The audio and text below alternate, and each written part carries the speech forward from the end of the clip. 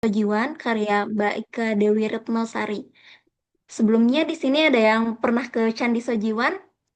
Boleh di kolom chat mungkin. Barangkali ada yang sudah pernah ke sana.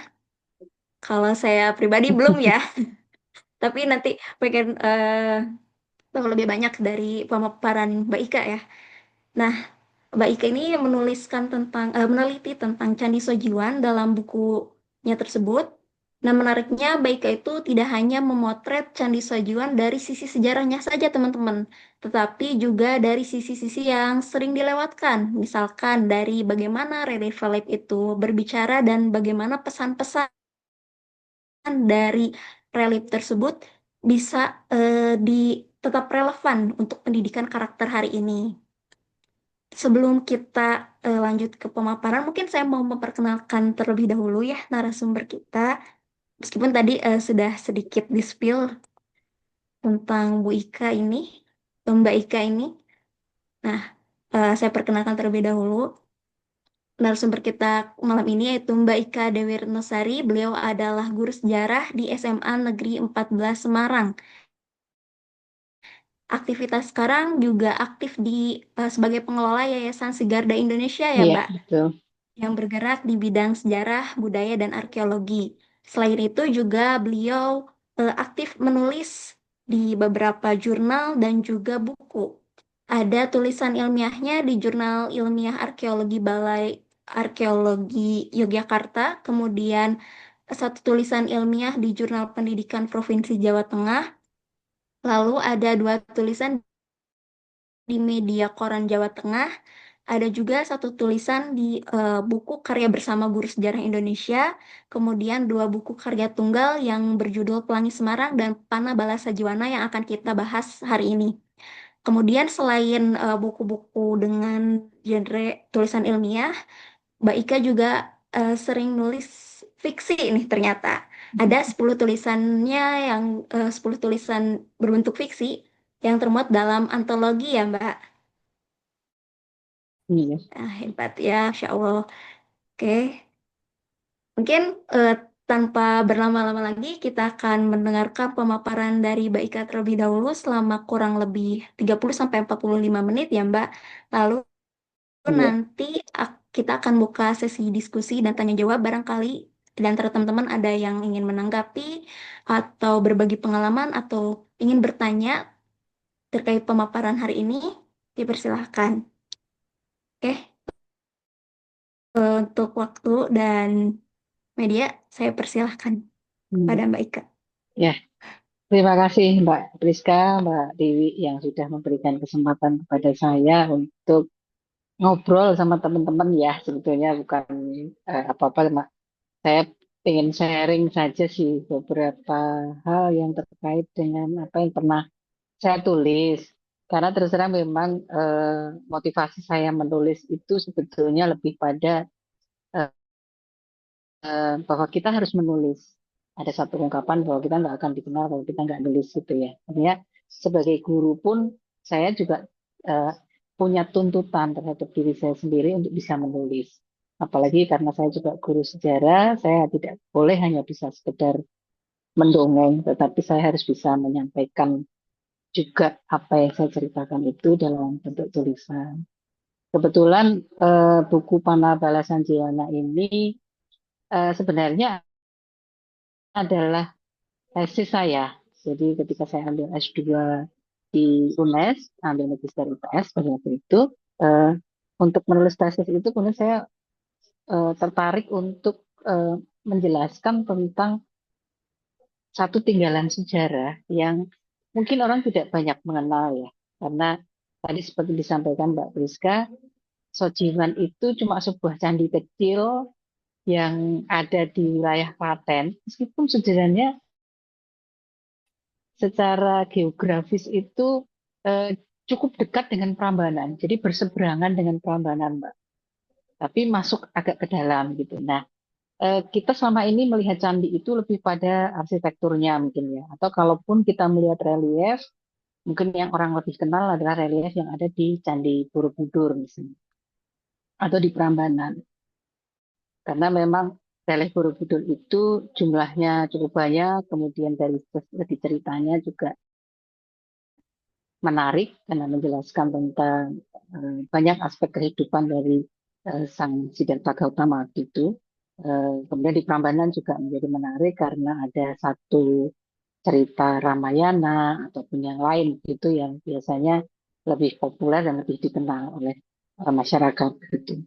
Nah, ketika saya mengambil tesis, saya tertarik untuk mengungkapkan satu relief cerita yang ada di sebuah candi kecil. Tetapi ternyata ceritanya itu menarik dan memiliki muatan pendidikan yang luar biasa. Nah, pada waktu itu saya mulai terinspirasi itu ketika teman penulis tentang relief Candi Borobudur. Jadi sama-sama mahasiswa S2, tetapi dia lebih dulu dibandingkan saya. Dia menulis tentang relief Candi Borobudur. Kalau tidak salah Awadana atau apa ya saya agak lupa gitu. Yang dia menjelaskan dari sisi arkeologisnya. Jadi dia menjelaskan tentang relief Awadana itu di Borobudur seperti apa. Nah, karena saya ini punya latar belakang seorang guru, maka saya berpikir bisa nggak ya kalau relief itu kita angkat menjadi sebuah media untuk belajar anak-anak gitu. Karena selama ini mungkin banyak hal yang orang tidak tahu tentang relief cerita. Orang mungkin lebih mengenal relief dalam bentuk gambar-gambar tertentu. Mungkin bisa ke layar berikutnya, Mbak Rizka. Jadi ini saya sedikit jelaskan kenapa saya mengambil cerita, relief cerita di Sojiwan untuk tesis saya sebelum menjadi buku. Karena memang cerita hewan itu sebenarnya kan populer ya di kalangan masyarakat. Kita dulu waktu kecil aja biasanya kan didongengin gitu ya Mbak Priska sama orang tua kita gitu cerita si kancil misalnya. Mungkin Mbak Priska saya nggak tahu ya yang angkatan eh, sekarang ini generasi Z ini masih suka mendengar cerita-cerita binatang begitu enggak? Ada cerita si kancil, macam-macam kan Iya, cerita ya, si kancil. cerita fabel Kalau gitu ya. cerita fabel, Hmm, cerita tentang hewan. Itu kan sebetulnya banyak ya dikenal di lingkungan masyarakat kita gitu. Baik itu secara tradisional maupun lebih lebih modern begitu. Kalau kita ngelihat di televisi misalnya banyak film-film kartun anak yang juga menceritakan tentang cerita fabel, cerita dengan latar belakang hewan. Gitu. Jadi sebenarnya cerita hewan itu menarik begitu. Dan setiap cerita hewan itu sebenarnya punya kandungan eh, pembelajaran nilai gitu. Setiap cerita itu mengandung nilai-nilai tertentu yang itu bisa diambil oleh pemirsanya. Gitu. Kemudian, nah ini yang juga kemudian saya anggap menarik karena sebetulnya relief cerita hewan itu ternyata kalau di Indonesia bisa kita temukan di beberapa candi. Sebut saja misalnya ada di Borobudur tadi yang saya sebut, kemudian ada di Mendut gitu ya. Kemudian kalau di Jawa Tengah selain dua itu ada di Sojiwan. Lalu kalau di Jawa Timur kita bisa juga melihat beberapa candi yang juga memiliki relief cerita. Gitu. Meskipun relief ceritanya tidak selalu relief cerita hewan ya, tapi bisa juga relief cerita dengan latar belakang Mahabharata, dengan cerita Panji dan sebagainya. Tapi sebenarnya relief cerita yang dipahatkan di candi itu tentu saja memiliki maksud. Saya yakin bahwa eh, pendahulu kita memahatkan itu bukan tanpa tujuan ya, tetapi ada hal yang ingin disampaikan melalui relief cerita itu. Nah, ini yang membuat saya kemudian ingin mengulik tentang relief cerita yang ada di Candi Sojiwan karena yang membuat saya tertarik adalah cerita hewan. Nah, kemudian fokus saya ini untuk melihat apakah relief cerita hewan itu punya relevansi enggak dengan nilai-nilai pendidikan karakter di masa sekarang. Karena saya berbasis pendidikan, saya berlatar belakang guru, maka saya melihat bahwa pendidikan karakter yang ada di masa sekarang itu kok seolah-olah seperti muncul tiba-tiba begitu ya. Didengung-dengungkan luar biasa bahwa pendidikan karakter itu harus begini, harus begini. Padahal ketika kita mau menoleh ke belakang, ternyata pendidikan nilai-nilai budi pekerti, pendidikan nilai-nilai moral itu sudah diajarkan sejak dulu. Tapi kenapa kok seperti tiba-tiba saja hadir begitu saja, tapi kita nggak mau menengok ke belakang gitu loh. Sebenarnya apa yang sudah kita miliki pada masa terdahulu itu, bisa nggak itu kita bawa ke eh, pendidikan nilai karakter yang sekarang ini sedang di apa soroti gitu ya. Nah, ini fokus penelitian saya yang utama itu ada di situ. Jadi bagaimana kemudian membawa relief cerita itu menjadi sebuah media di dalam pembelajaran yang ingin saya ajarkan di sekolah untuk menyampaikan tentang nilai-nilai pendidikan moral. Itu yang melatar belakangi penelitian saya di awal. Gitu. Berikutnya monggo Mbak Priska.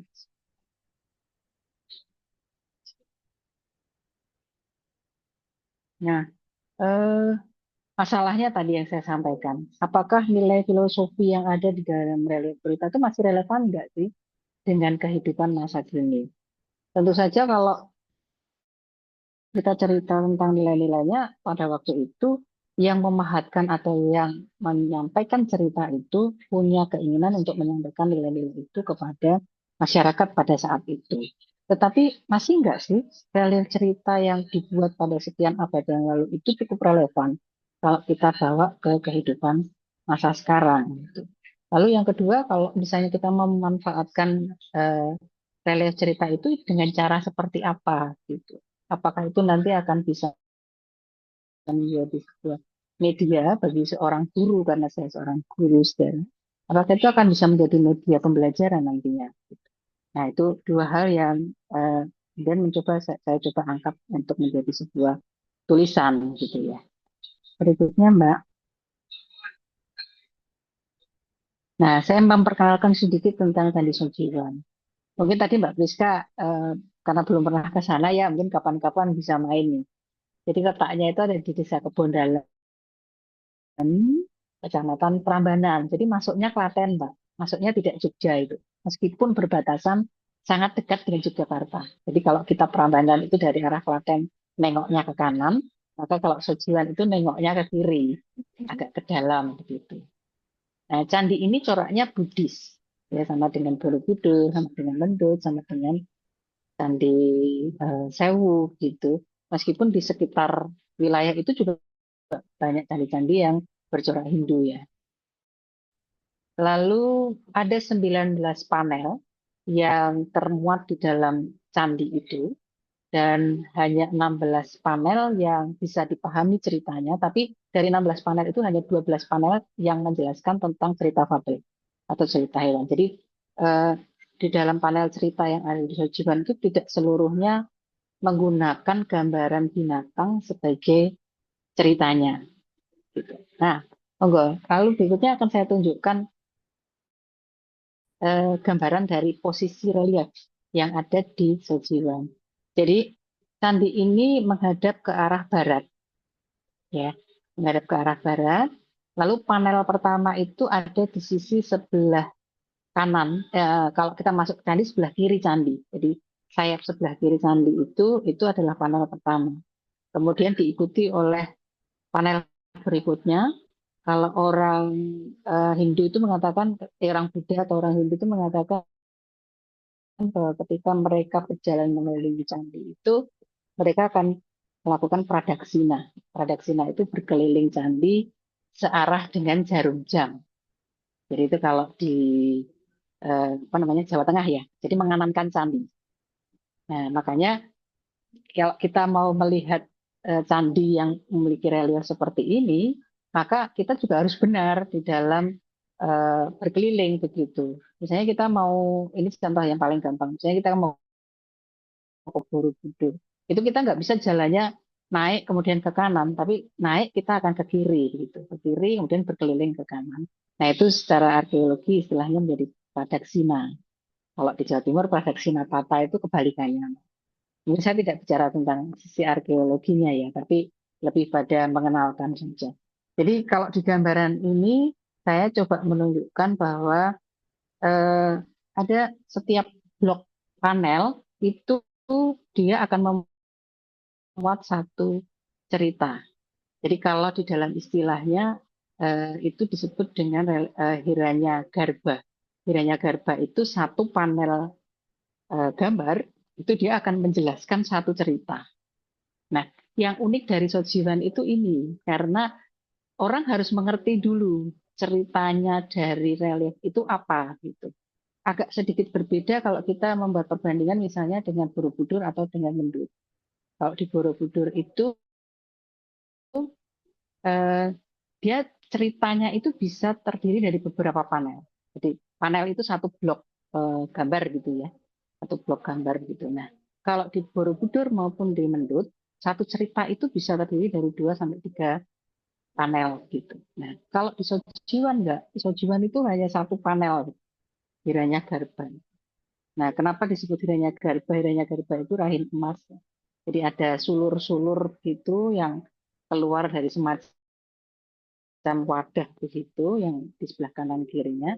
Kalau di bagian tengahnya itu nanti ada gambar reliefnya. Mungkin bisa sebagian kita tunjukkan.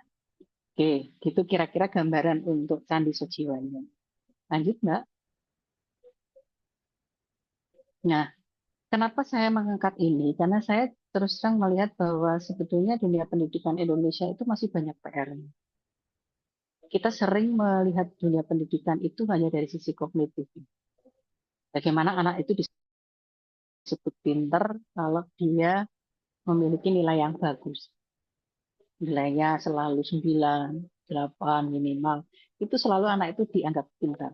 Padahal justru sekarang ini yang menjadi persoalan kita bukan hanya sekedar kepandaian yang diukur dengan nilai, tetapi bagaimana anak itu mendapatkan kemampuan untuk berpikir dengan baik.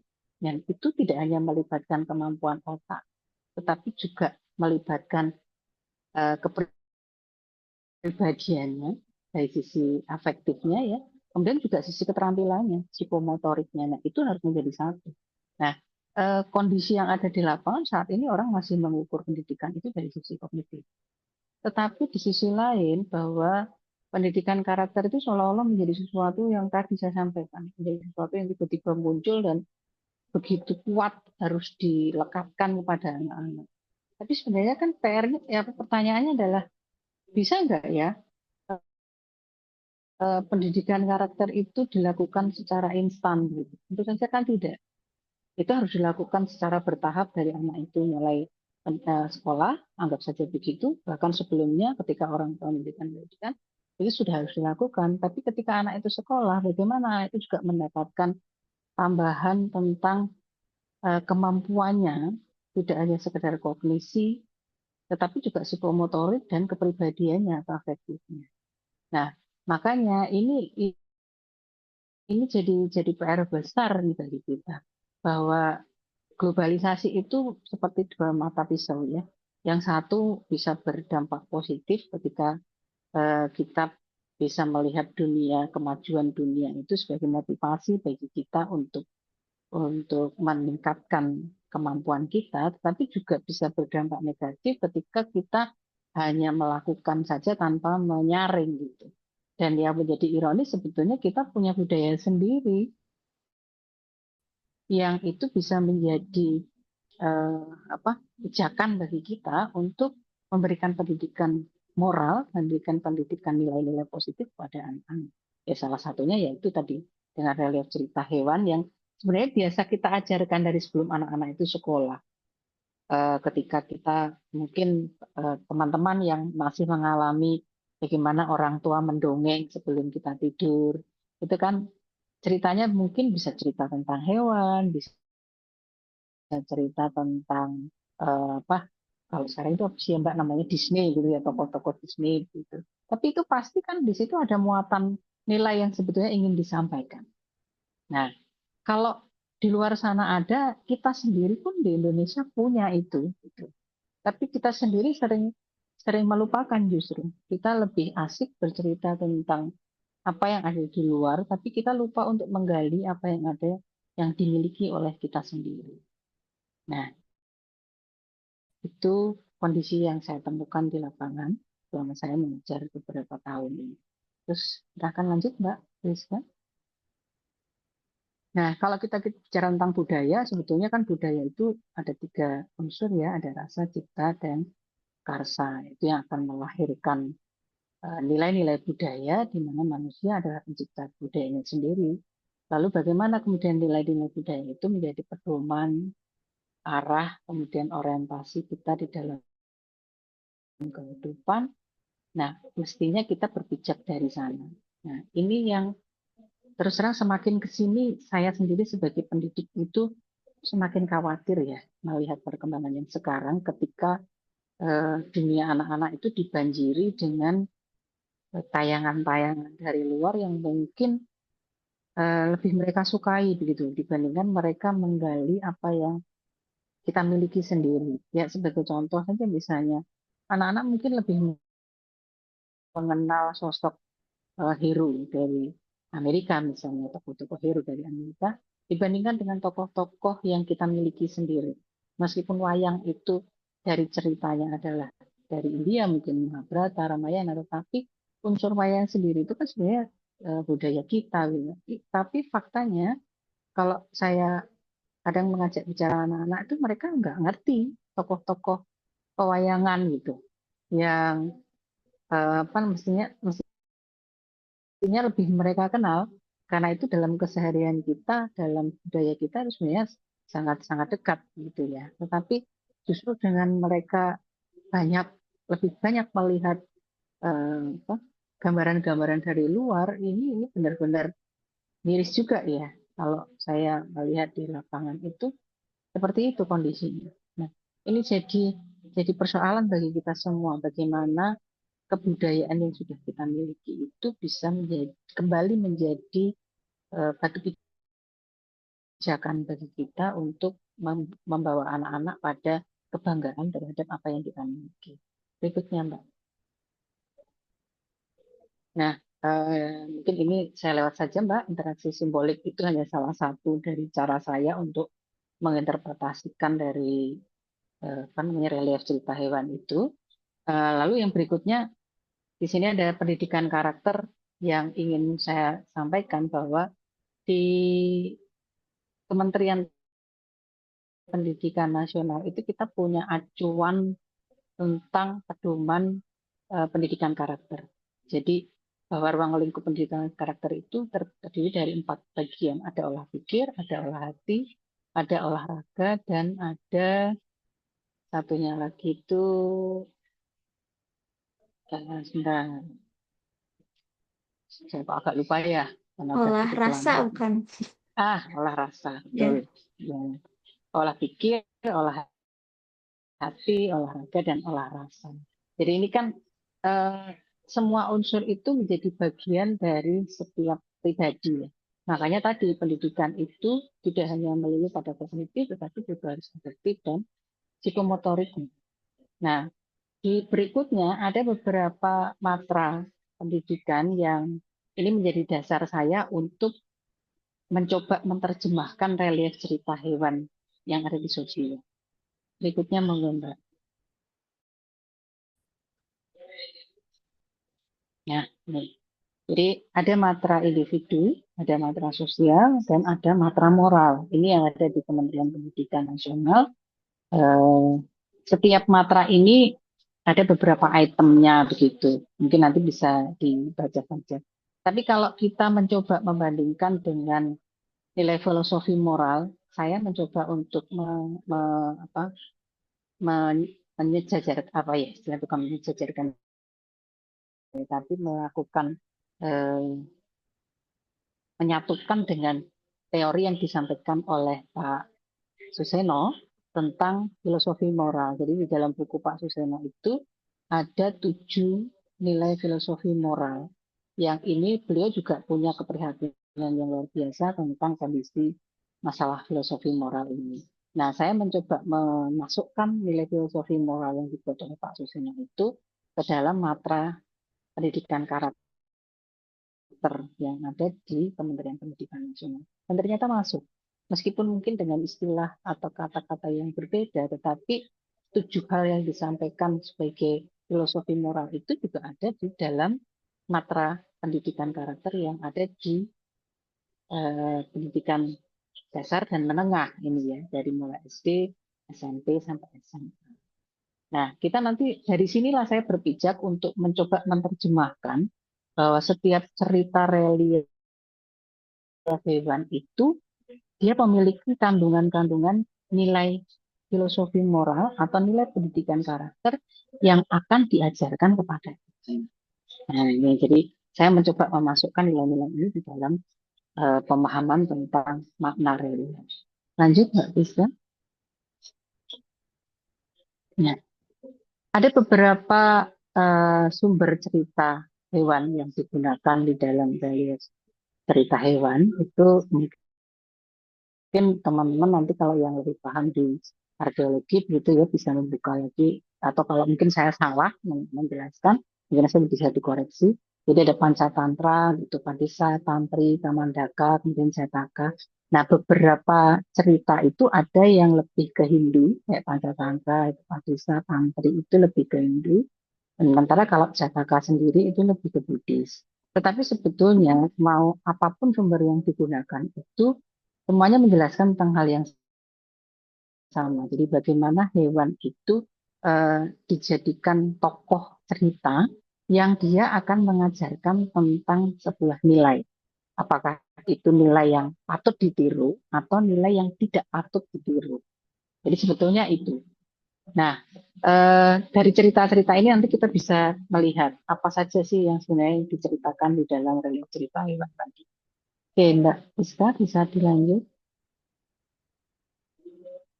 Nah, kenapa binatang dipilih?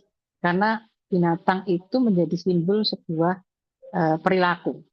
Jadi kalau orang misalnya menyebut harimau atau buaya, itu orang kemudian akan berkonotasi, oh kalau harimau dan buaya itu sudah pasti kuat, mereka kejam gitu ya, bengis. Tetapi ada sisi negatifnya juga. Oh mereka tuh gampang diakali, jadi agak-agak bodoh. Gitu.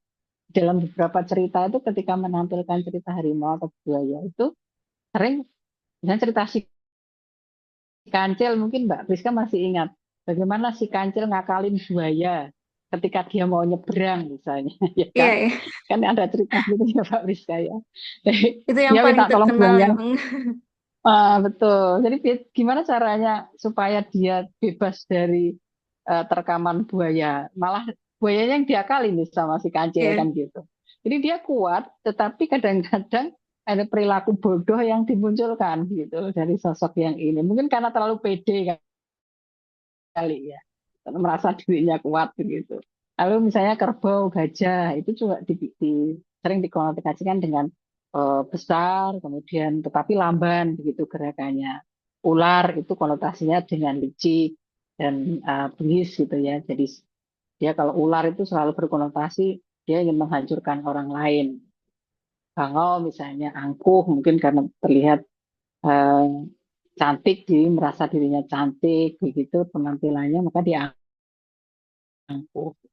Kera itu cenderung apa, licik ya, nakal gitu, licik, curang gitu. Kura-kura itu lamban, tetapi dia juga punya banyak akal. Kancil, nah ini yang mungkin yang sering tokoh di kalau di kita itu di Indonesia yang sering ditampilkan adalah tokoh kancil yang cerdik, dan dia pandai, banyak akal, tapi sebenarnya licik juga ya kancil itu. Kemudian merak, merak itu sama dengan bangun gitu. Jadi ada kecenderungan untuk sombong. Jadi kenapa tokoh-tokoh hewan ini dimunculkan karena tokoh hewan ini dianggap memiliki karakter tertentu tanpa harus menjelaskan tentang karakter yang dimiliki. Nah, ini menariknya cerita fabel. Setiap binatang itu punya ciri khas tertentu. Nah, monggo Mbak berikutnya. Nah, ini saya ambil contoh beberapa cerita yang ada di Sojiwan. Misalnya pada panel yang kedua itu ada cerita tentang kura-kura dan dua ekor angsa. Mungkin ada teman-teman yang masih ingat nggak kira-kira ceritanya apa nih? Kura-kura dan dua ekor angsa. Mbak Rizka, Mbak Tiwi, atau silakan teman-teman mungkin ada yang pernah ingat nggak ada cerita tentang kura-kura dan dua ekor angsa? Ada mungkin?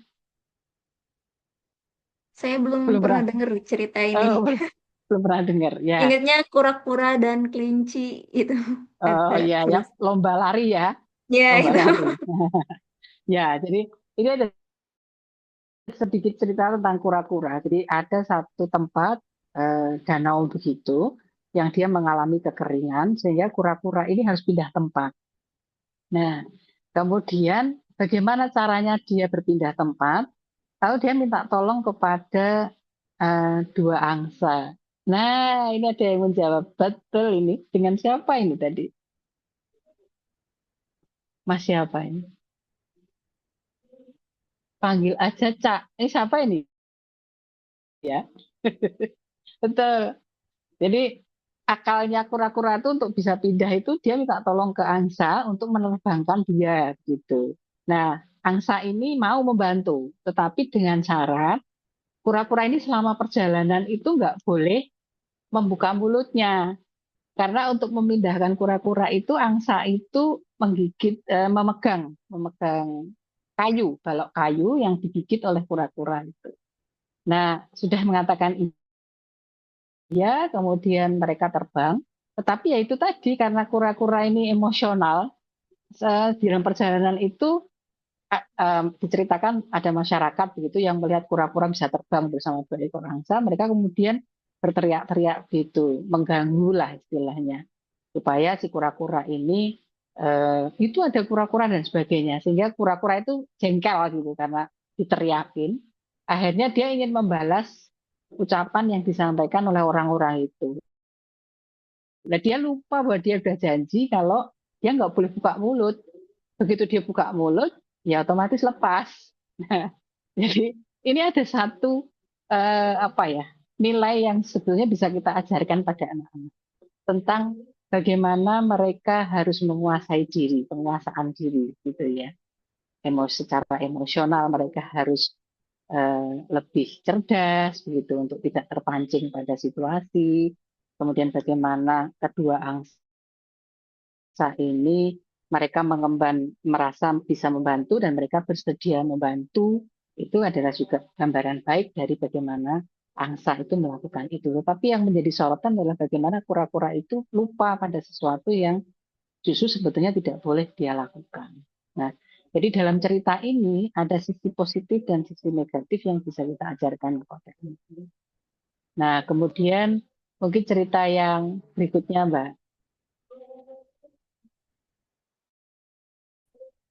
Oke, nah ini ada buaya dan kera. Nah ini hampir seperti cerita si kancil tadi Mbak Biska.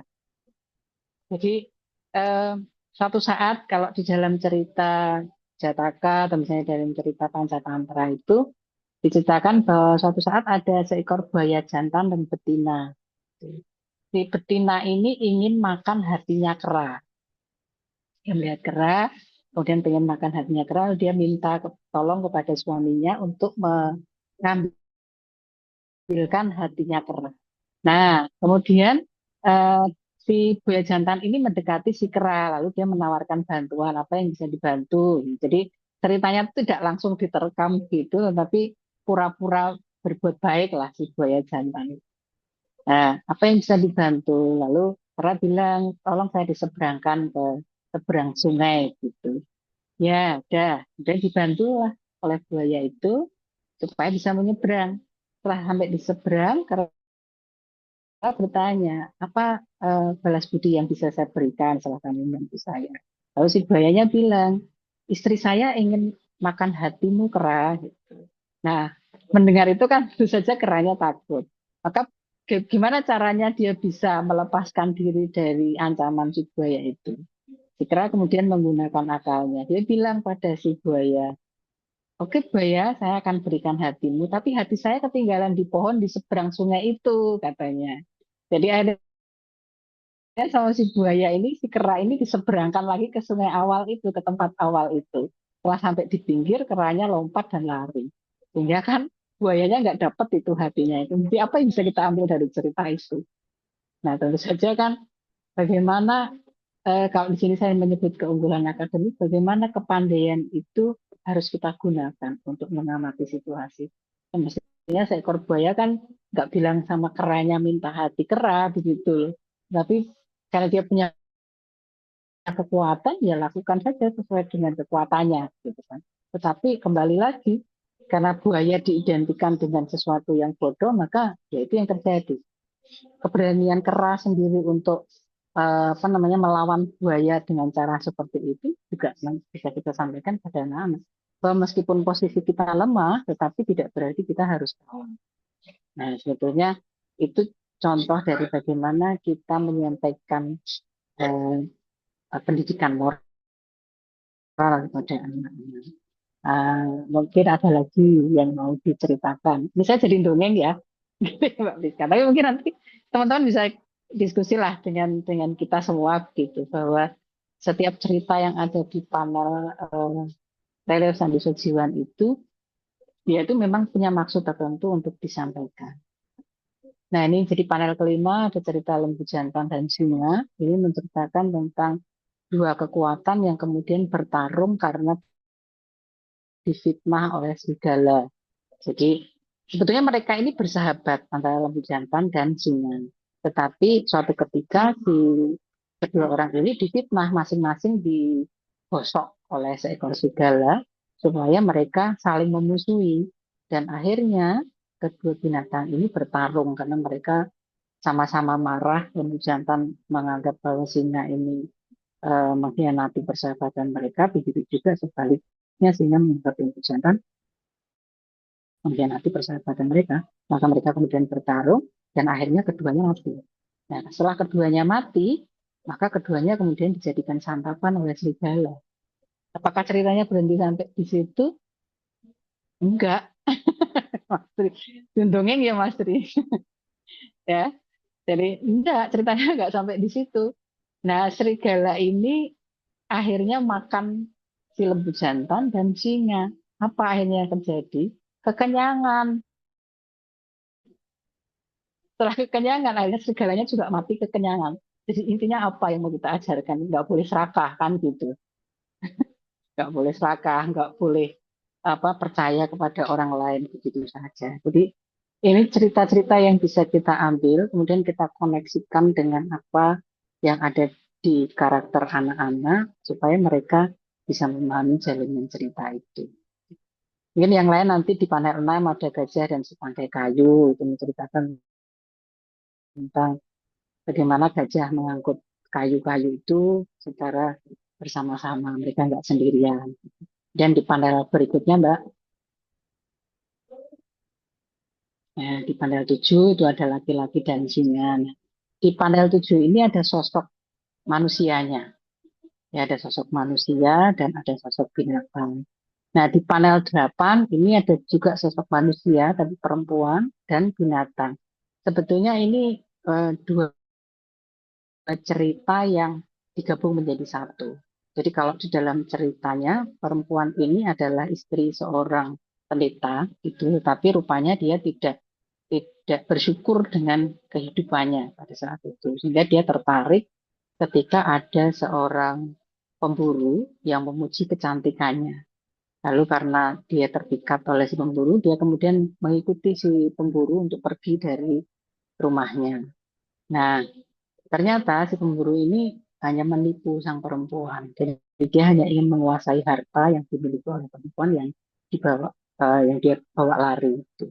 Sampai di tepi sungai, kemudian si pemburu ini meminta supaya harta perempuan itu, jadi agak sedikit memang agak sedikit ada ceritanya, semua dengan pakaiannya segala, dengan alasan supaya tidak basah, maka pemburu itu membawa dulu harta perempuan itu ke seberang sungai. Nah, setelah sampai di seberang sungai, dia tidak kembali ke tempat si perempuan tadi, sementara si perempuannya tidak bisa menyeberang dan dia sama sekali tidak menggunakan pakaian. Jadi ini membuat dia sangat malu. Gitu. Pada saat itu datanglah serigala. Nah, serigala ini kemudian melihat si perempuan yang sedang berada di tepi sungai ini oleh sang serigala ini, kemudian perempuan itu dimakan. Nah, jadi kembali seperti cerita yang tadi, serigalanya juga akhirnya mati karena kekenyangan. Jadi sama dengan cerita itu, bagaimana kita harus bisa melakukan penguasaan diri, apa namanya, kemudian jiwa religinya juga muncul di situ. Seorang perempuan yang sudah bersuami, misalnya, ya dia harus bisa menjaga diri sebagai seorang istri misalnya. Jadi ajaran-ajaran seperti itu yang sebetulnya berlaku di masyarakat pada saat itu. Tetapi kalau kita menarik pada pendidikan masa sekarang itu saya pikir juga masih cukup relevan ya dengan cerita yang bisa kita apa namanya arahkan pada anak. Oke, berikutnya di panel berikutnya ada pemburu dan serigala, kemudian ada ketam dan brahmana, kemudian ada burung berkepala dua. Nah, ini yang panel 11 ini cukup menarik. Jadi ini ada gambarnya itu cuma satu ekor burung, tapi dia kepalanya dua. Nah, eh, salah satu kepala ini dia selalu mendapatkan makanan gitu. Nah, ketika dia mendapatkan makanan, dia tidak mau berbagi dengan kepala yang lain karena dia bilang, toh nanti masuk ke perut yang sama, katanya begitu. Nah, ketika akhirnya dia dapat makanan yang dia tidak tahu kalau itu beracun dan dimakan, maka akhirnya bangau berkepala dua itu mati. Ketika yang satu mati, maka yang satunya juga mati karena mereka satu keluarga. Jadi bagaimana eh, mereka harus bertanggung jawab, mereka harus menyadari kondisinya, ini yang bisa kita ajarkan pada anak. Kembali pada selalu ada sisi positif dan negatif yang bisa kita ajarkan kepada anak-anak didik kita. Itu kalau kita sebagai guru. Oke, berikutnya ada cerita kambing dan gajah, kemudian ada lembu jantan dan serigala. Nah, ini seperti cerita kera dan buaya tadi, si lembu jantan ini diminta oleh istrinya untuk istrinya tuh kepengen lihat kerbau itu punya maaf buah zakar kerbau itu ya.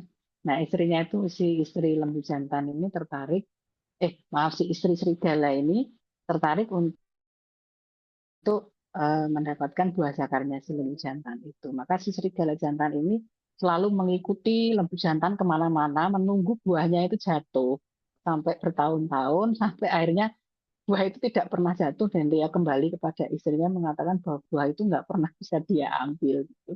Jadi ini menggambarkan bagaimana apa si serigala ini melakukan satu perbuatan yang bodoh gitu ya, karena mengharapkan sesuatu yang tidak mungkin akan dia peroleh kalau hanya menunggu saja. Nah, ini kan juga memberikan gambaran kepada anak-anak kita bahwa dalam kehidupan kita harus berusaha untuk mewujudkan apa yang kita cita-citakan, apa yang kita inginkan. Nah, mungkin itu gambaran dari beberapa relief yang ada di Candi Sojiwan, bahwa kesimpulannya kalau di dalam penelitian saya itu saya menegaskan bahwa apa yang diceritakan di dalam Candi Sojiwan dengan cerita fabelnya itu sebetulnya sangat relevan dengan pendidikan karakter yang saat ini sedang kita gaungkan. Dan mungkin kembali kita harus menegaskan itu kembali dalam dunia pendidikan kita karena jujur semakin ke sini saya sendiri semakin miris melihat perkembangan moral anak-anak kita yang mulai abai dengan sikap hormat, dengan kalau orang Jawa bilang unggah-ungguh, ya, tata krama gitu. Mereka sudah melupakan itu. Jadi mereka lebih mungkin merasa bahwa mereka lebih hebat, mereka lebih apa ya, dunia yang mereka jangkau itu lebih luas dibandingkan guru-gurunya misalnya, sehingga perilaku mereka banyak yang menunjukkan sikap yang kurang baik. Nah, mungkin dengan cerita-cerita ini setidaknya kita bisa memberikan gambaran kepada mereka. Jadi memang basisnya kita harus cerita ini, Mbak. Saya juga melakukan hal begitu kepada anak-anak didik saya, misalnya ketika saya menyampaikan materi tentang perkembangan masa hidup Buddha ya, ini menjadi satu satu hal yang eh, menjadi bahan saya untuk bercerita kepada anak-anak. Tapi dalam cerita itu tentu saja kita bisa menyelipkan nilai-nilai moral, nilai-nilai pendidikan karakter yang kita harapkan dari anak didik kita. Nah, ini sebetulnya awal dari saya menuliskan buku ini. Dasarnya dari penelitian saya ketika tesis, tetapi saya pikir ketika itu hanya menjadi sebuah tesis, rasanya akan tidak ada gunanya. karena hanya akan dibaca oleh mungkin kalangan akademisi saja dan berhenti di perguruan tinggi saya ya, tidak akan berkembang keluar. Makanya kenapa kemudian saya berpikir untuk mencoba membukukan apa yang saya tulis di dalam tesis itu menjadi sebuah buku. Tujuan saya memang supaya apa yang sudah saya lakukan, apa yang sudah saya tuliskan, itu bisa dibaca oleh masyarakat luas. Gitu.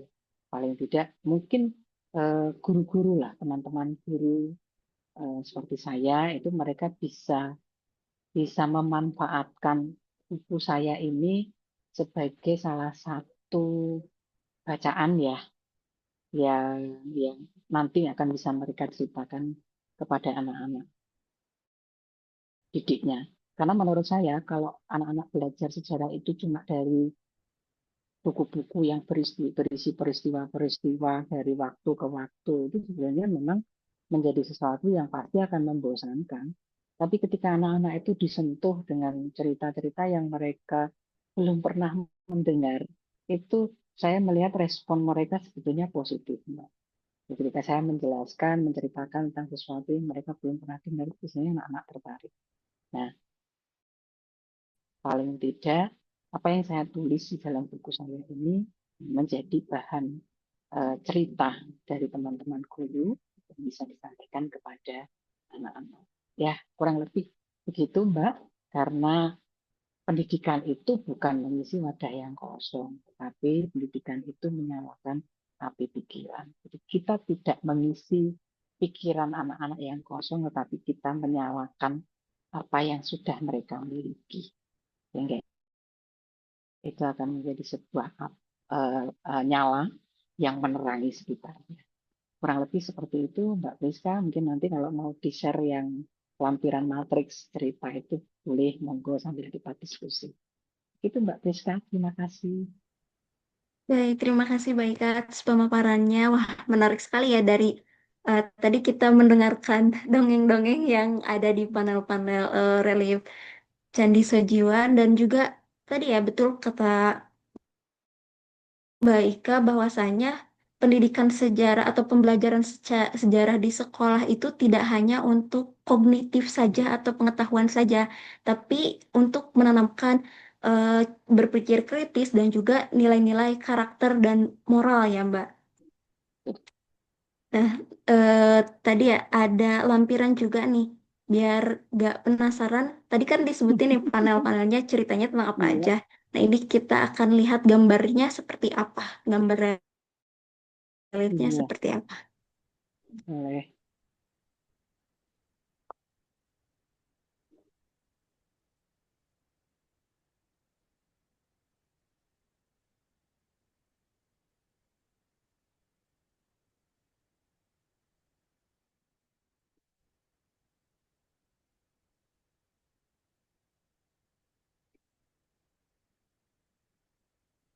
Bentar, Hmm,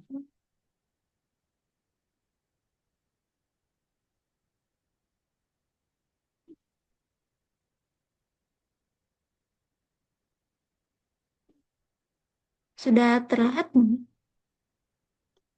ya, nah ini Nah, eh, gambarnya mungkin masih perlu tebal. Nah, ini Mbak. Nah, ini gambar kura-kura dan bangau. Memang kalau di relief Sojiwan yang saya tadi sampaikan bahwa satu panel itu dia akan menjelaskan tentang satu cerita. Jadi kayak ini satu panel, tetapi sebenarnya ini kalau kita ceritakan seperti yang tadi saya ceritakan tentang kura-kura dan bangau. Gambarnya cuma kura-kura dan bangau begitu. Mungkin tidak terlalu jelas ya. Karena yang panel ini kebetulan sudah rusak, jadi tidak full full gambarnya begitu. Ini saya mengambil dari buku lama untuk saya lampirkan.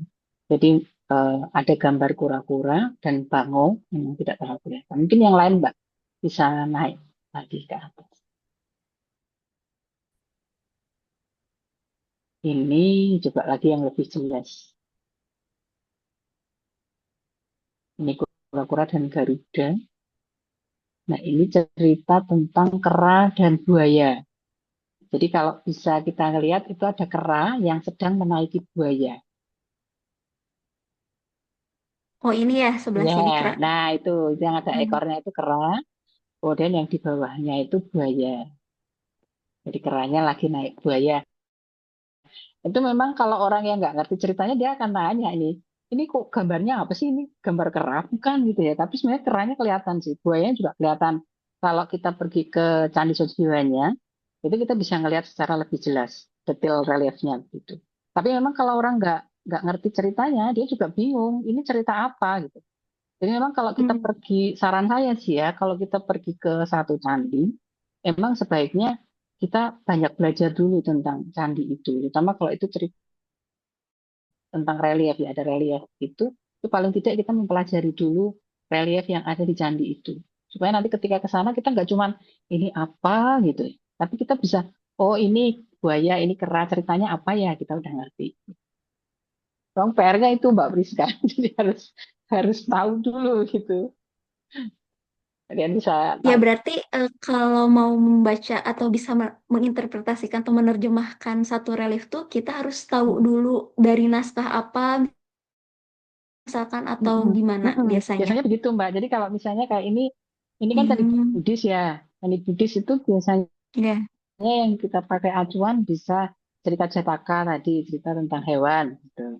Atau Pancatantra, Tantri Kamandaka. Jadi kalau kalau kita mau tahu reliefnya ya memang kita harus baca buku itu dulu supaya ngerti ceritanya apa. Karena memang Sojiwan begitu, beda lagi dengan yang di Mendut. Kalau yang di Mendut satu cerita itu bisa beberapa panel. Jadi orang bisa ngerangkai ceritanya. Kayak tadi yang kura-kura sama bangau. Kalau di Mendut itu kalau nggak salah digambarkan ketiga panel. Jadi panel pertama menggambarkan ada kura-kura dan bangau. Kemudian panel kedua digambarkan kura-kura yang lagi menggigit apa kayu yang dipegang oleh bangau. Lalu di bawahnya banyak-banyak orang gitu. Kemudian panel ketiganya menggambarkan kura-kuranya yang lagi dikeroyok sama orang-orang itu. Jadi kura-kuranya sudah jatuh, kemudian oleh orang-orang itu apa dibunuh ya, dibunuh lalu dagingnya dimakan.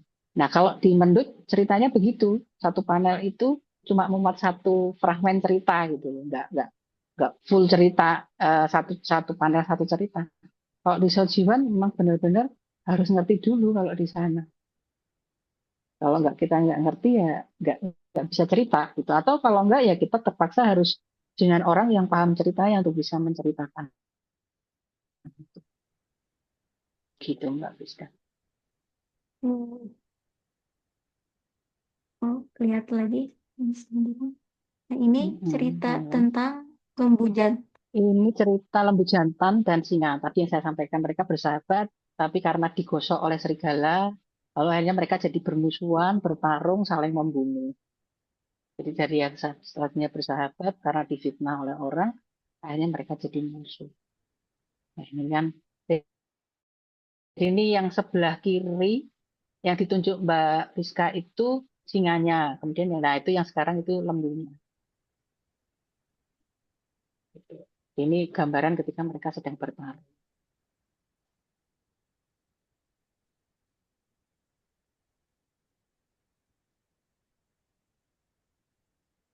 Nah, ini Oh, gajah ini yang terlihat membawa jelas ya kayu. gajah. Ya, gajahnya kelihatan. Lalu yang kayu itu yang ditunjuk sama Mbak Friska itu. Dia sedang pegang kayu itu. Hmm. Nah, itu menggambarkan bagaimana mereka bekerja sama.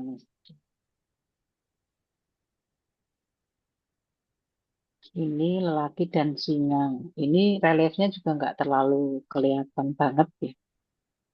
Jadi kalau nggak salah ini cerita yang mengisahkan tentang seorang laki-laki yang bermimpi dia melawan seekor singa. Padahal singa itu kan identik dengan sesuatu yang menakutkan ya, binatang yang buas begitu. Tapi si laki-laki ini dengan gagah berani dia melawan singanya. Akhirnya singanya yang takut malah. Jadi apa yang bisa kita simpulkan dari cerita ini ya, bagaimana kita harus berani meskipun mungkin lawan yang kita hadapi itu jauh lebih kuat dibandingkan kita, tapi dengan keberanian kita justru kita bisa mengalahkan lawan kita. Itu dari cerita Pak ini. Jadi ini yang sebelah kiri mungkin Mbak, mungkin bisa ditunjuk. Nah itu laki-laki, itu laki-lakinya. Kemudian yang di sebelah kanan itu singa. Kalau saya jadi penasaran nih, kalau reliefnya, kalau reliefnya kurang jelas seperti ini, bagaimana Mm-mm. menafsirkannya gitu, Mm-mm. proses Menafsirkannya. menafsirkannya. Mm. Nah itu biasanya kita pakai. Kalau saya ini kebetulan eh, saya mengambil dari tesis ya, dari skripsi ya. Jadi acuan dari penulisan buku saya ini sebetulnya sudah ada di penelitian sebelumnya. Jadi ada tesis skripsi dari Pak Bambang Sumadio di UI, FIP UI. Itu beliau menuliskan tentang panel cerita relief Sojiwan. Jadi skripsinya beliau tentang itu. Jadi beliau menjelaskan panel pertama ceritanya ini, panel kedua ceritanya ini. Tapi karena beliau seorang arkeolog. Jadi yang beliau jelaskan ya hanya isi ceritanya, tetapi muatan pendidikan, Filosofis. ya Mm. filosofi moralnya sendiri Mm. tidak terjelaskan di situ. Itu karena memang kan beliau arkeolog. Lah, ini biasanya yang jarang jarang disentuh oleh arkeolog ya Mbak, karena mereka lebih melihat pada objeknya. Tetapi Mm. kalau kita kan bisa menghubungkan, terutama kalau saya misalnya saya bisa menghubungkan dengan kondisi terkini dari dunia pendidikan itu seperti apa. Gitu. Ada lagi buku yang saya pakai itu cerita Tantri Kamandaka. Jadi ini juga buku yang menjelaskan tentang relief cerita fabel. Jadi di Tantri Kamandaka itu ada beberapa cerita tentang cerita hewan. Nah itu saya coba eh, satu-satu melihat gitu. Kira-kira saya cocokkan dengan skripsinya Pak Bambang Sumadio itu bagaimana. Lalu ada satu buku lagi saya nggak lupa bukunya Pak Asdi Dipo Jaya. Kalau tidak salah beliau namanya, itu beliau juga menyusun sebuah buku tentang relief cerita hewan sojiwan. Tapi kembali yang diceritakan ya hanya murni tentang relief ceritanya. Itu nggak bisa. Wah, menarik nih. Eh, dari teman-teman barangkali ada yang mau bertanya atau memberikan tanggapan atau juga memberikan pengalaman, boleh barangkali bisa Ya, di kolom chat atau secara langsung. enggak kayaknya enak ngobrol deh Mbak Priska. Iya, ya. Ini ada di kolom chat Bu Ika, menarik sekali cerita Jataka yang dijelaskan. Apalagi bila ada gambar gambar panel-panelnya bisa untuk mewarnai dan kalau dulu kisah tersebut ditatahkan di batu batu candi yang harus kita kunjungi dengan urutan jalan tertentu, maka kini saatnya membanjiri dinding-dinding dunia maya dengan cerita-cerita Jataka di candi-candi di Indonesia. Karena candi-candi masa kini adalah medsos, TikTok, Instagram, dan lain-lain di zaman dulu. Itu kata Teh, Ibu, Ibu atau Teh, Bu Utari. Ya, oke. Saya punya impian begitu juga, Mbak Utari. Kalau ada yang bisa me, apa ya, memfilterkan memfilterkan cerita-cerita itu akan lebih menarik. Supaya anak-anak juga tidak hanya melulu dibanjiri dengan cerita dari luar gitu, tapi mereka juga belajar tentang budaya kita sendiri. Terus ya, kalau teman-teman dari IT ada yang eh, tertarik dan mungkin punya kemampuan, sekarang ini saya lihat kan sudah banyak AI ya, AI, sudah banyak AI. AI. Nah, mungkin bisa juga ini bagaimana menggambarkan cerita itu menjadi sebuah visual cerita bergambar dan apa cerita anak-anak begitu. Kayaknya menarik. Oh mungkin segini Mbak Priska. Saya pernah mencobakan ke anak-anak ini ya, mencobakan ke anak-anak sebagai media belajar. Jadi mereka saya minta bikin komik dan bikin komik, tapi komiknya itu bukan komik yang per lembar gitu, tapi mereka bikin satu gambar besar gitu di satu kertas. Kemudian mereka menjelaskan satu cerita dari setiap panel itu. Jadi satu satu kelompok itu saya beri tugas menjelaskan cerita itu dalam satu gambar itu gitu. Ini sebetulnya menarik juga karena saya memberikan kebebasan mereka juga untuk berkreasi dengan cerita mereka. Jadi tidak baku cerita seperti yang ada di panel relief, tetapi saya bebaskan mereka untuk berekspresi menjelaskan cerita itu. Nah, itu mungkin juga bisa bisa menjadi dasar awal ya. Tapi nanti bisa teman-teman yang menguasai teknologi langkah bagusnya. Ya ini Bu Tari masih nambahin nih. Saya pernah punya komik anak Jataka dari ibu India yang tinggal di Indonesia. Nah, kenapa enggak begitu? Supaya ini bisa menarik anak-anak juga. Kalau panelnya itu diceritakan formal begitu kan anak-anak mungkin kurang tertarik ya. Ya, sebenarnya kita kata Mbak Ika juga tadi kita tuh tidak kekurangan cerita-cerita anak yang menarik gitu. Malah sangat kaya di berbagai daerah punya cerita atau fabelnya sendiri gitu. Seperti misalkan tadi yang ada di candi, kemudian juga yang ada di naskah-naskah itu sangat menarik jika diangkat gitu. Hanya saja untuk saat ini belum sepertinya industri kreatif kita belum ada yang melirik ke sana. Padahal jika eh, tersebut diolah akan menjadi suatu hal yang menarik. Contohnya kayak Moana itu ya, seperti film Moana kan itu juga mengambil dari budaya Polinesia. Nah, kita juga sebenarnya bisa seperti itu ya, Mbak. Betul, betul Mbak. Betul. Monggo. Ini saya tadi tertarik ini ada yang menyampaikan apa ini Mas Bu Utari juga ya digabung dengan IT Nah, begitu. ya betul. Nah, kemudian disebarluaskan lewat medsos, gabung antara arkeolog, psikolog. Betul, Mbak. Jadi Hmm, emang yang kita perlukan itu sih, supaya tinggalan itu tidak hanya menjadi benda mati yang nggak punya cerita gitu. Kan seolah-olah udah batu, ada gambarnya, ceritanya apa, nggak ngerti gitu. Tapi kalau itu kita bawa ke ranah apa ya istilahnya ya, dunia medsos atau dunia entertain gitu ya, itu pasti akan menarik sih. Dan saya lihat teman-teman dari yang mereka punya kemampuan membuat film-film itu kan juga sudah bergerak ke sana ya. Hanya sayangnya memang belum membawa mengambil mungkin cerita-cerita yang seperti itu betul. ke ranah industri film gitu. Hmm. Mungkin itu sih. Nah, ada pertanyaan selanjutnya dari Bapak Enduro Toretto. Di halaman Candi Sojiwan banyak ditemukan puing blok atau relief tokoh wanita dengan tatanan rambut seperti Medusa. Apa Ibu Ika mengetahui sosok tokoh apa yang digambarkan tersebut? Ya. Ini Mas Henduro ini sama-sama di Sidoarjo nih. Terus terang jujur kalau saya dari sisi arkeologi saya kurang paham ya. Tapi kalau interpretasi saya sih mungkin itu sebetulnya lebih ke gelung kali ya. Perempuan dengan gelung-gelung Hmm, rambut gitu.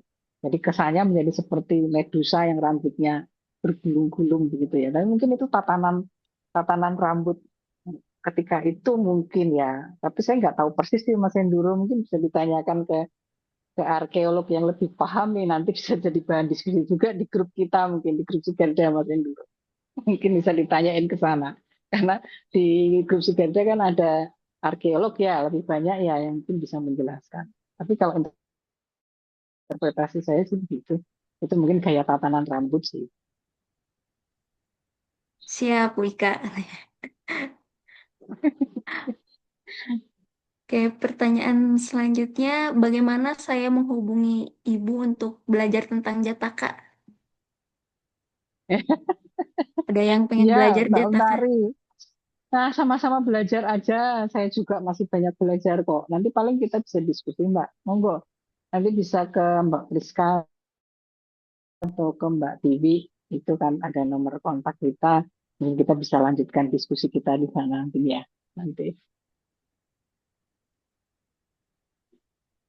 Baik, Ya. nah Bu Tari, jadi nanti bisa menghubungi Bu Ika ya untuk bisa sharing lebih lanjut tentang Jataka ini. Oke, untuk pertanyaan selanjutnya ada dari Pak Tribudiono. Ibu Ika, apakah Candi Sojiwan adalah candi pendarmaan ataukah candi pemujaan? Kenapa ada relief Hubble di dalamnya? Nah, sepengetahuan saya kalau di Jawa Tengah itu lebih banyak candi pemujaan. Jadi biasanya dipakai untuk ibadah gitu. Hampir tidak ditemukan yang pendarmaan. Pendarmaan itu dalam artian kan bukan makam ya, bukan tempat di dilakukannya kasus dokter begitu bukan, tapi biasanya pendarmaan itu kan perkembangan. Tapi seperti Sojiwan itu juga sebetulnya satu candi yang dibuat oleh satu tokoh itu untuk peribadatan. Jadi kalau dalam sejarahnya yang saya baca itu dibuat oleh eh, Sanjiwana. Jadi salah satu penguasa pada era Mataram kuno juga. Nah, pendarmaan dalam hari ini bukan seperti yang di Jawa Timur untuk mengagungkan satu tokoh, tetapi mungkin lebih pada pemujaan atau tempat ibadah. Makanya relief yang digambarkan di situ kan relief yang relief cerita yang isinya tentang pendidikan, lebih kepada pendidikan ya. Jadi ketika orang melakukan pradaksina itu mereka sebenarnya sambil sambil mempelajari, sambil belajar, sambil mendalami tentang ajaran yang ada atau yang disampaikan di dalam relief-relief itu. Jadi itu sih Mas Tri yang saya pahami.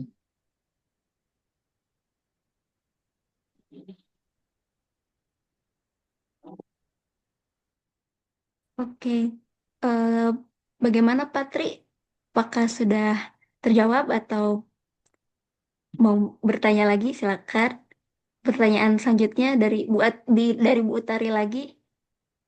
Sebetulnya bisakah bagian dari tugas mahasiswa membuat komik bergambar tentang panel atau arsitektur dan ragam hias di candi-candi, atau duduk bersama antara berbagai disiplin ilmu untuk lebih mengenalkan storytelling kekayaan pesan di candi-candi kita? Wah, ini yang saya tunggu Bu Untari, Pak Untari.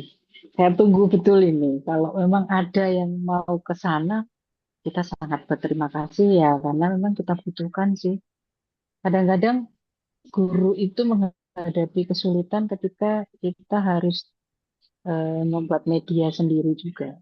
Nah, ini kan tidak semua guru menguasai juga temanya atau materinya atau mungkin bagaimana membuat itu menjadi menarik itu kadang-kadang kita kesulitan Mbak Utari. Jadi kalau ada adik-adik mahasiswa atau mungkin perguruan tinggi yang tertarik dan bisa atau bahkan mungkin tidak usah perguruan tinggi lah, masyarakat awam begitu yang tertarik untuk membuat cerita-cerita ini menjadi lebih hidup, kayaknya asik nih gitu. Jadi nanti kita guru-guru ini bisa bisa menggunakan itu untuk media kita. Itu Mbak Utari. Ya, berarti sangat terbuka sekali ya untuk Oh, eh, gitu. diskusi antar disiplin ilmu untuk bisa mengangkat nilai-nilai tadi gitu, nilai-nilai yang kayak di Indonesia ini. Jadi nggak hanya dari Jawa saja, mungkin nanti di setiap daerah bisa menggali budayanya sendiri gitu. Jadi siswa juga lebih tertarik dengan sejarah tersebut ya, Bu. Iya, betul Mbak Friska. Karena kan kita juga punya ya cerita-cerita, sebenarnya bukan bukan hanya cerita fabel di candi ya, tetapi Hmm. dongeng-dongeng tradisional itu kan banyak banget juga gitu kan. Sementara selama ini jarang sekali yang terekspos. Kalau zaman kita kecil, saya kecil lah, anggap aja cerita-cerita dongeng itu masih banyak gitu. Tapi anak-anak sekarang hampir hampir tidak menyentuh itu lagi dan sayang gitu ya. Jadi kita kita justru ngelupain yang kita miliki. Hmm. Ya,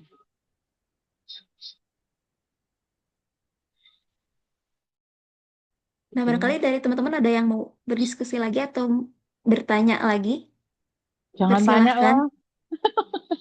berdiskusi atau boleh nih.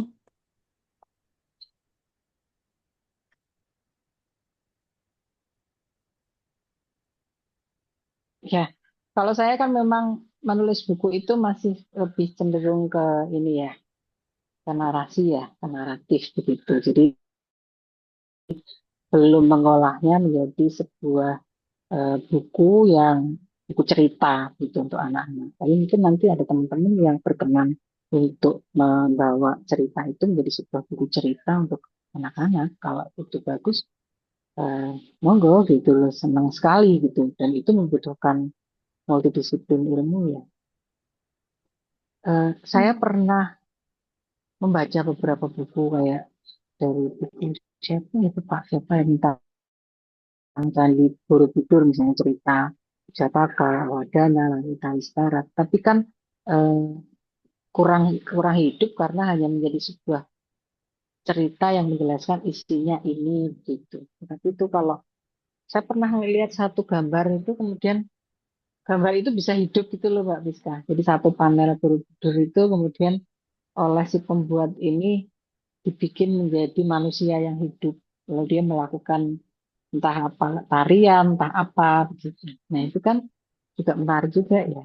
Jadi kayak Kalau virtual imersif itu bukan? ya kayak virtual immersive gitu. Ya. Itu bisa juga tuh. Nah, ya betul. Karena di Museum Nasional, di Museum Nasional juga sudah mulai mengangkat itu. Dan mungkin nanti bisa di yang lain juga ya.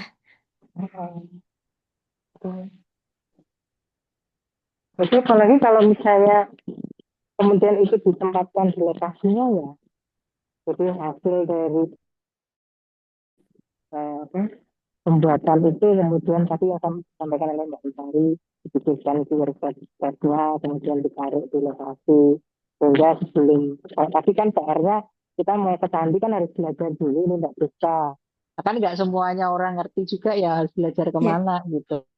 Tapi kalau di situ sudah ada gitu virtualnya gitu, mereka nonton dulu, kemudian setelah itu baru pergi ngeliat di reliefnya secara langsung. Dan mereka Hmm, kan sudah punya bayangan dulu ceritanya bagaimana gitu. Akhirnya rasanya akan hmm. lebih bagus gitu. Nggak cuma benda Iya, mati gitu loh Mbak. Kadang-kadang itu saya sedih loh. Pergi ke candi tuh kayak ngeliat benda mati, nggak bisa iya. cerita apa-apa Kadang ke gitu. candi foto-foto udah ulang gitu. Tapi nggak memaknai. Padahal di relief-reliefnya itu ada cerita yang bisa kita ambil pelajarannya gitu ya. Ada eh tadi kayak nilai-nilai moral atau hal-hal yang lucu dan unik misalkan kalau untuk cerita fabel. Betul Mbak. Ini kayak Sejiwan Mendut itu kan cuma satu candi ya, satu candi kecil gitu loh. Kalau misalnya kita berkeliling pun nggak sampai 5 menit selesai gitu loh videonya. Hmm, Tapi kalau kita sambil keliling itu kita sambil cerita, oh ini ceritanya begini gitu kan kayaknya asik gitu ya. Atau misalnya di dalam setiap panel itu dikasih satu QR code yang menceritakan tentang isi panel itu apa sih. Itu kayaknya asik loh. hmm, ya. Kalau di Candi Sejiwan sendiri udah ada seperti itu belum, Bu? Belum ada. Belum ada. Belum ada. Nah, Jadi kalau PR kita nih ke sana berarti. ya, oh, benar. Ya. PR untuk para pemangku budaya dan misalnya untuk mulai melakukan digitalisasi itu ya terhadap isi dari si relief di candi-candi tersebut agar bisa menarik juga wisatawan dan juga eh, anak-anak misalkan ya siswa agar lebih ketika berkunjung ke candi itu tidak hanya sekadar foto-foto atau melihat ya benda mati saja tadi kata Bu Ika. Jadi bisa lebih hidup tadi ya. Betul, betul, Mbak. Kamu tidak semua candi itu ada guide-nya kan ya? Kalau di Iya. Borobudur sih ada guide yang bisa cerita panjang gitu tentang relief. Tapi kalau di beberapa candi yang kecil kan nggak ada gitu Mm. ya, Mbak. Jadi kalau orang datang ke situ ya benar nggak harus kan. Datang, lihat foto, udah pulang gitu. Bahkan kadang bingung apa gitu tuh mau lihat apa gitu, mau Benar. mencari apa karena gak ada petunjuknya itu gitu. Iya. Dan itu kelemahan kelemahan di kita begitu. Hampir Mm. semua tinggalan sejarah itu akhirnya hanya menjadi benda mati yang nggak punya cerita. Karena nggak pernah ada muatan isi yang dituangkan di situ gitu. Sayang Hmm. gitu. Nah, ini ada tambahan lagi dari Patri Budiono. Melihat relief dari Candi Sojiwan ini, saya teringat wayang beber yang pernah dipamerkan pada pameran teman saya dari Baki Sukoharjo. Hmm. Iya. Nah, ini wayang beber itu kan Wayang, satu cerita panjang gitu. Nanti dalangnya yang cerita. hmm, Ini menarik gitu ya. Bisa. Nah, ini jadi bisa jadi inspirasi. Itu yang saya tadi kita tampilkan satu gambar gitu ya. Terus nanti gurunya bisa cerita gitu. Ini lagi ini. Gitu. Jadi kayak hmm, wayang beber memang. Jadinya gitu. yeah. Terus, oh dari Bu Utari. Mm-mm. Betul sekali, Bu. Pernah ada pementasan yang menghidupkan satu patung di Borobudur dengan gerakan tari yang diilhami dari pose-pose di candi tersebut. Memang perlu sekali penerjemah candi, ya.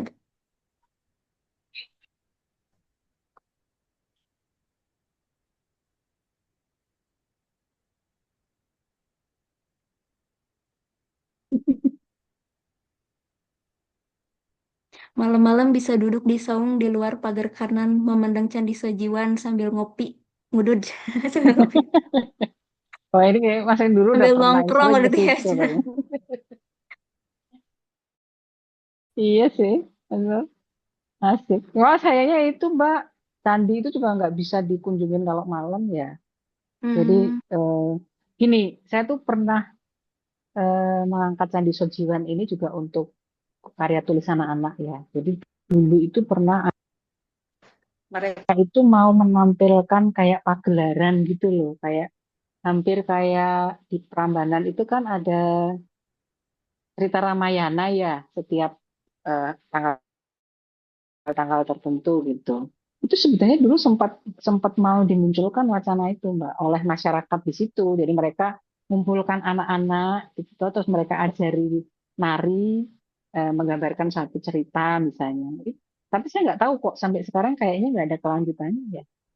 Padahal kalau itu misalnya direalisasi jadi menjadi sesuatu yang menarik gitu. Karena itu juga selain mengisahkan tentang cerita yang ada di candi itu kan juga memberdayakan masyarakat sekitar. Jadi, iya.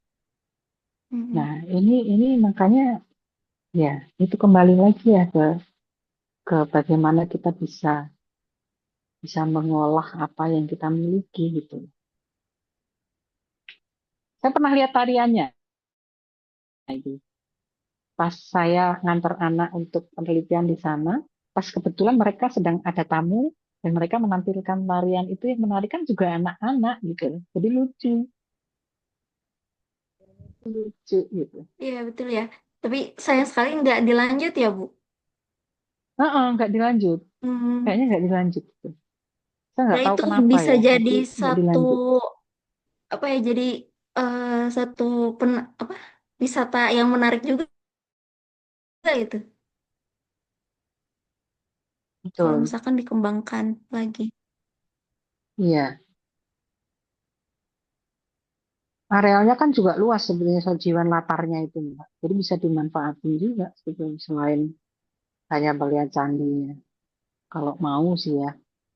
Cuman kembali sih, kadang-kadang ya tadi itu sih terlalu banyaknya tinggalan akhirnya malah nggak tersentuh. Di Jogja itu kan Hmm, Jogja, Kelaten itu kan banyak banget ya iya. candi ya. Mungkin malah jadi nggak tersentuh gitu.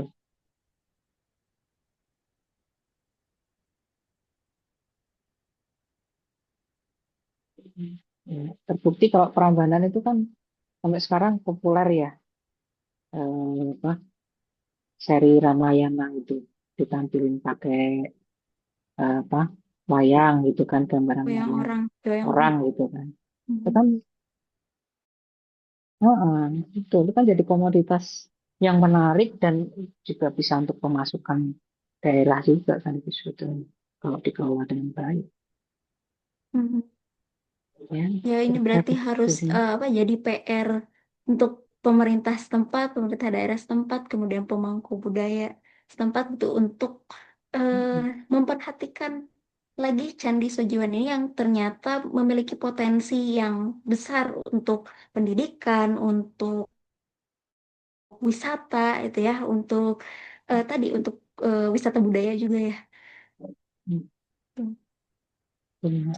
Nah, barangkali dari teman-teman ada yang mau berdiskusi lagi, dipersilahkan. Mungkin kita sampai 21.30. Monggo nanti Mbak Utari itu kayaknya kita bisa lanjut tuh nanti. Beliau dosen mungkin ya, Bu. Mbak Utari dosen kah? Jadi kalau Mas Henduru saya kenal baik nih teman-teman ngobrol di Sidarda. Mas Tri juga sama-sama orang Semarang itu Mbak.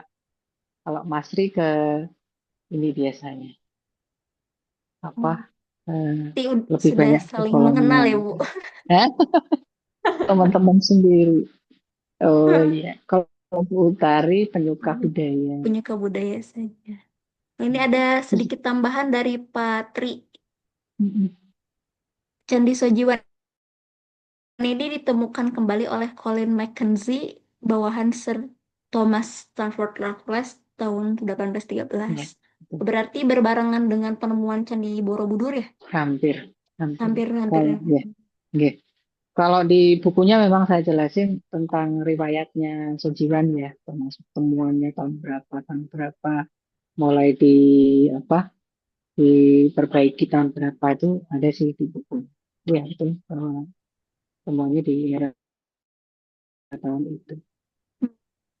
Nah, tadi balik lagi untuk bukunya nih barangkali di teman-teman ada yang tertarik mau membaca buku Bu Ika bisa bukunya bisa beli di mana nih Bu? Atau bisa diakses? Langsung ke saya aja Oke, karena memang saya nggak jual ke luar. Biasanya kalau teman-teman mau mengendaki nanti bisa ke saya sih. Atau ongkos oke, cetak aja sih Mbak. yes. Berarti nanti teman-teman kalau ada yang tertarik dan mau membaca lebih lanjut bukunya Bu Ika tentang Panabala Sajiwana ini bisa menghubungi Bu Ika lewat Teh Tiwi dulu barangkali atau gimana Bu? Langsung ke Ibu aja ya ada di grup kan ya?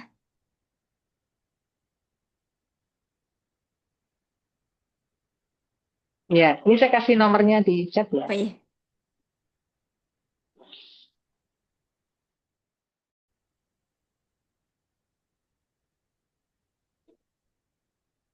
Kalau yang mau lanjut diskusi dengan saya bisa hubungi juga dengan itu.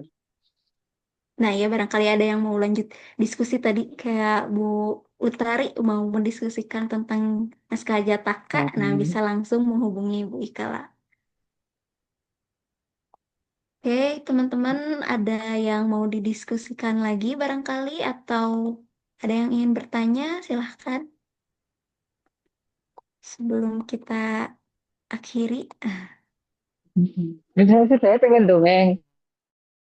Kalau tadi kan ada berapa tuh 15 Hmm. panel ya. Tapi nanti kalau didongengin semua sampai malam nanti. Jadi dongeng sebelum tidur ya. Sayanya masih dongeng, teman-teman udah tidur nanti.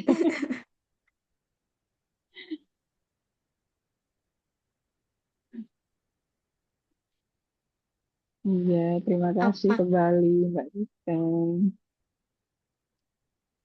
Sandi Ini ada Sujiwan pertanyaan lagi, diwarnai. apakah Candi Sojiwan diwarnai? Ah, Eh, enggak, Bu Utari. Batuannya sebagian. Kalau di ekskavasi bangunan sejarah kan ada ketentuannya ya, Bu. Jadi memang batu aslinya harus sekian persen. Jadi nggak boleh ditambahin lebih dari sekian persen itu nggak boleh, apalagi sampai diwarnai. Jadi kalaupun seperti tadi, misalnya ada panel yang hilang gitu ya, ada relief yang hilang itu nggak dipahatkan relief baru, enggak. Jadi relief yang hilang itu hanya diganti dengan batu baru. Gitu. Karena tadi kan dari sekian belas panel, hanya sekian panel yang bisa terbalikan, enggak seluruhnya. Ada 19 panel kan tadi saya sebut, ada 19 panel relief seharusnya, tetapi hanya terbaca berapa tadi? 17 ya, 15 atau 17 gitu. Nah kalau yang hilang, nah dia harus diganti dengan 14. Terus nggak boleh ditambahin dengan warna kalau gitu.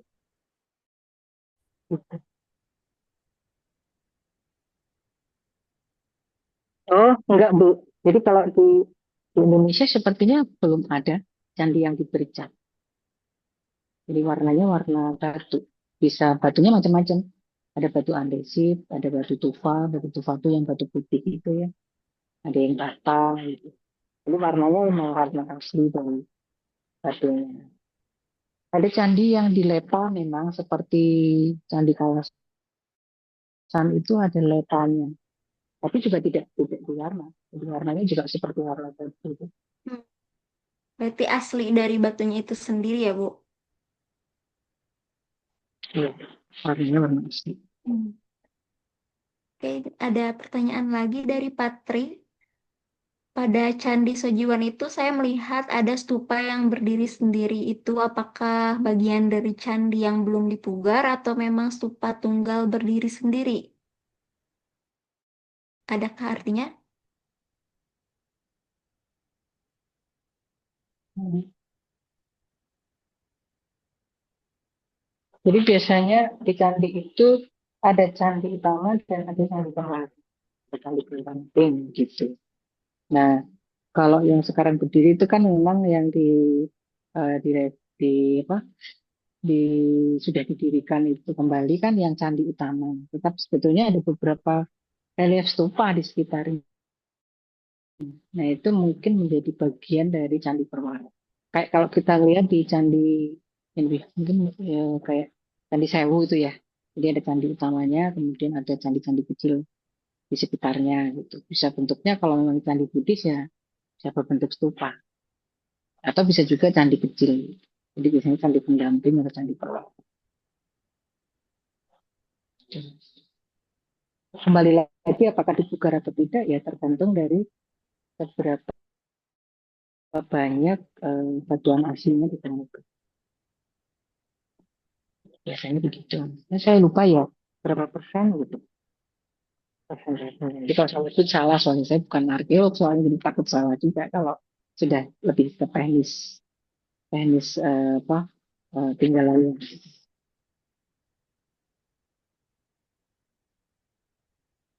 Atau mungkin Mas Enduro tuh yang banyak juga kontak dengan teman-teman arkeolog gitu. Ada yang mungkin Mas Enduro tahu tuh. Iya Bu, Nah, gimana? barangkali Sorry. Kak, eh, Berapa per, silakan. berapa persen ya kalau harus kalau bisa dibangun lagi. Ah, oh itu sih saya kurang tahu. Iya ya. Iya, Nanti kita apa? tanyain deh Mas. PR Iya ya, tuh. kita tanya itu PR juga. Iya. Barangkali Jadi nanti kalau ada kurang biasanya nggak diskusi bisa ya lanjutan ya, ya bareng diekskavasi. dengan arkeolog. Iya. Ya, Bu. Ya, boleh tuh nanti. Dan ini Mbak, sebetulnya kalau kita bicara candi di Indonesia itu beda banget dengan yang di India gitu. Kita punya ciri khas sih candi di Indonesia itu. Jadi dari bentuknya itu kalau sama di India beda banget. Mungkin kalau kita mau mau agak membandingkan dengan yang di seperti yang di Khmer itu mungkin ya, yang di mana Kamboja itu lebih mirip sih. Gitu. Hmm. Oh ya, saya tuh pernah dengar kalau candi di Indonesia itu akulturasi dengan budaya lokal yaitu apa? Bundan berundak. Kemudian berundak, ya, Ya, iya. itu yang membedakan dengan candi yang di India gitu, Bu. Mm-mm. Iya, ada akulturasinya. Meskipun eh, strukturnya tetap harus mengikuti apa yang ada di buku petunjuk pembangunan candi ya. Itu kan ada Hmm. dari India itu. Namanya sih Silpa Sastra. Ya. Kan ada caranya membangun candi, ya harus ada ini kan. Jadi tetap pakai pedoman itu sih. Pas itu yang kitab yang dipakai sama Silpen itu ya. buat Heeh, pedomannya gitu. itu ya. Nah, Apa ya Mas namanya Silpa Sastra ya? Saya lupa namanya. kayaknya itu deh. Saya juga lupa Iya. istilahnya. Mm-mm. Tapi kita nggak punya itu Bu, yang candi yang dipahat utuh eh, dari bukit kayak di India tuh yang apa sih Kailasa ya? Ya kita Iya, kita nggak punya nggak itu. punya. Iya. Ya makanya kenapa candi di Indonesia itu beda dengan di India kan karena memang ya kita punya ciri khas ya. Kayak di Kendali Sada aja yang di mana itu Penanggungan ya. Iya, Itu aja kan meskipun dia pakai dinding tapi kan tetap tetap nggak seperti di Kaliasa kan. iya benar, beda, Beda juga kan. beda, iya. Beda. Yang di Bali itu saya pernah ke sana Candi Kawi ya di Candi Bali. Kawi, Candi Kawi, oh yang di Mm-mm. dinding juga ya sama ya? Di dinding tapi Iya, juga beda juga beda, iya. tetap beda. Hmm, Mm-mm. iya.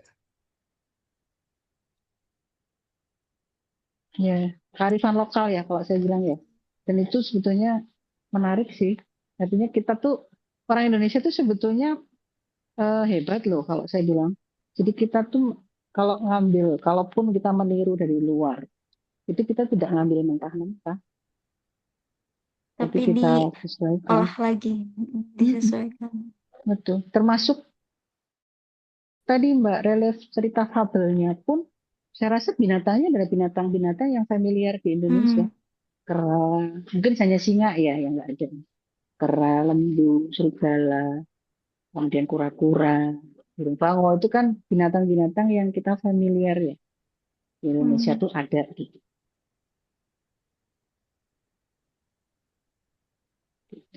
Ya, eh, arifan lokal itu yang sebetulnya perlu kita gali kembali supaya kita nggak melupakan akar budaya kita. Nah, mungkin ini jadi penutup barangkali dari teman-teman ada yang mau menambahkan lagi nggak? Atau cukup? Mungkin sepertinya sudah cukup. Iya, Dan tidak ada lagi yang ingin menambahkan atau bertanya. Barangkali kita foto bersama terlebih dahulu ya sebelum ditutup. Untuk teman-teman iya. boleh open kamera terlebih dahulu.